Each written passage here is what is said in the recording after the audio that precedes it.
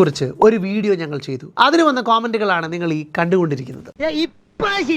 45 വർഷം ടൊയോട്ട എന്ന കമ്പനിയിൽ വർക്ക് ചെയ്ത് ഇപ്പോൾ അതിന്റെ ചെയർമാൻ ആയിരിക്കുന്ന മനുഷ്യൻ പറയുന്നു, കൗതുക ലേശം കൂടുതലാണ്, മാപ്പാക്കണം. ഇനി ഇംഗ്ലീഷ് മനസ്സിലാകുന്നില്ല എങ്കിൽ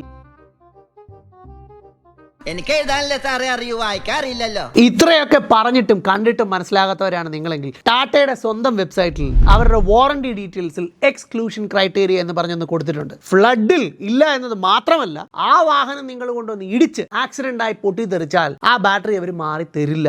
ഇൻഷുറൻസ് കമ്പനി തരണം. 5 വർഷം കഴിഞ്ഞാണ് എങ്കിൽ ചിലപ്പോൾ അതും സാധ്യമല്ല. 45 വർഷം എക്സ്പീരിയൻസ് ഉള്ള ടൊയോട്ട ചെയർമാൻ പറഞ്ഞത് നിങ്ങൾക്ക് വിശ്വാസമില്ലെങ്കിൽ നാളെ തന്നെ പോയി ഒരു EV വാങ്ങുക.